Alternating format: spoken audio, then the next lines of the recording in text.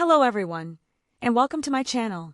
Today, I bring you a touching and meaningful story about kindness and selflessness, The Happy Prince by Oscar Wilde.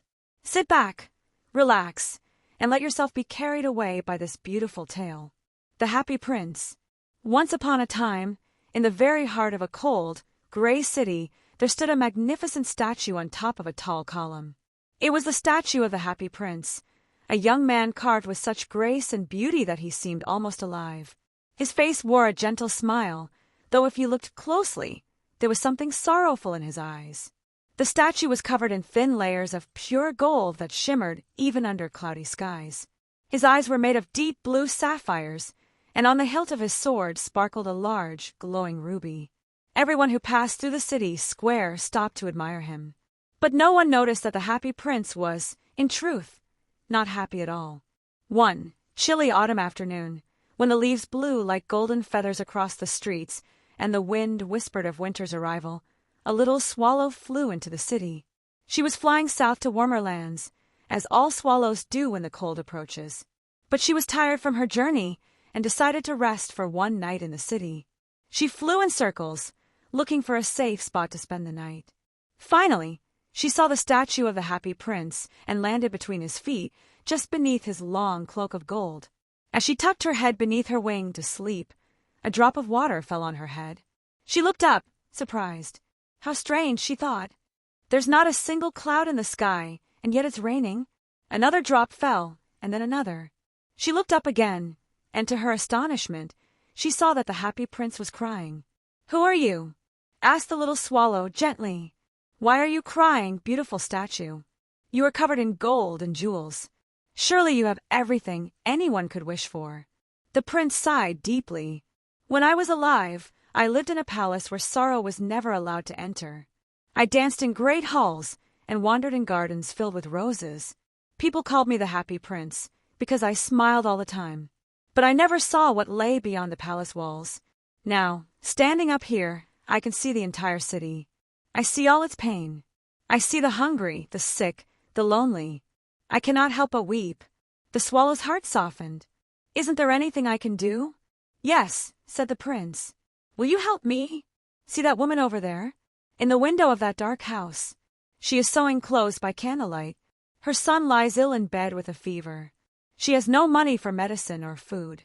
Please, take the ruby from the hilt of my sword and bring it to her." The swallow hesitated. It was growing cold, and she had a long journey ahead. But she could not turn away from the sadness in the prince's eyes. She carefully plucked the ruby from the sword with her tiny beak. It was nearly as big as she was, and flew off to the poor woman's house. She slipped inside through a crack in the window and placed the ruby on the table. Then she flew back silently unnoticed. When the mother awoke and saw the brilliant red stone, she wept with joy. She sold it and used the money to buy food and medicine. Her child recovered. The swallow returned to the statue.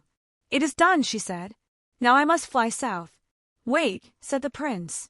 "Look up there in the attic. Do you see the young man writing by candlelight? He is a poet, cold and hungry. He cannot finish his work because the fire has gone out. He has no money for food or wood. Please, pluck one of the sapphires from my eyes and bring it to him." The swallow was shocked. "But that would make you blind." "Please," said the prince. "He needs it more than I do." So, with sorrow, the little bird pulled one sapphire from the prince's eye and flew to the attic. She dropped the jewel near the young man's writing table. When he found it, he gasped. With that gift, he was able to buy wood to warm the room and food to eat. He felt hope again. When the swallow came back, she shivered. "Now I truly must leave. The frost is coming." "Just one more errand," begged the prince. "Down below, in the alleyway, there is a little girl. She has dropped the coins her father gave her, and she is too afraid to go home without them. If she returns empty-handed, she will be beaten. Please, take my other eye. But then you'll be completely blind." "It's all right. What I truly see comes from the heart." So the swallow took the second sapphire and gave it to the girl, who smiled and ran home, safe and happy. Now the prince could no longer see, but the swallow promised to stay and be his eyes. She flew through the city every day, telling him what she saw. A child huddled in a doorway, a beggar too weak to rise, a woman with no shoes in the snow. Each time, the prince asked her to peel a piece of gold from his body and give it to someone in need. One by one, the layers of gold came off. The prince lost his shine, but with every flake of gold, another person was warmed, fed, or saved. The swallow, though weak and cold, never stopped. Her heart grew heavy with love and purpose. Then came the snow. One morning, with the first flurries in the air, the swallow could fly no longer. She fluttered to the prince's shoulder. "Prince," she whispered, "I am very cold now. I think this is the end." "Thank you," the prince murmured. "You stayed with me. You gave everything. Rest now, dearest friend." The little swallow closed her eyes and died at his side. In that very moment, a crack echoed from deep within the statue. The prince's heart of lead broke in two. The next morning, the townspeople noticed the once beautiful statue looked dull and gray. "This is no longer a fine statue," said one of the officials. "Let's melt it down." So they tore it down. But when they tried to melt the heart, it would not melt. It was too strong. They threw the lead heart and the tiny dead swallow onto a rubbish heap outside the city walls. From high above, God called to one of his angels. "Bring me the two most precious things in the city," he said. The angel returned with the leaden heart and the lifeless swallow. "You have chosen wisely," said God.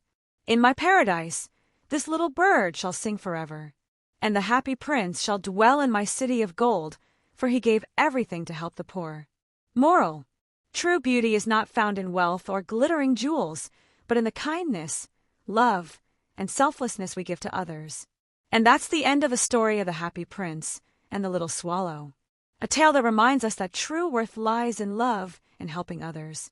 If you enjoyed the story, don't forget to like, subscribe, and share.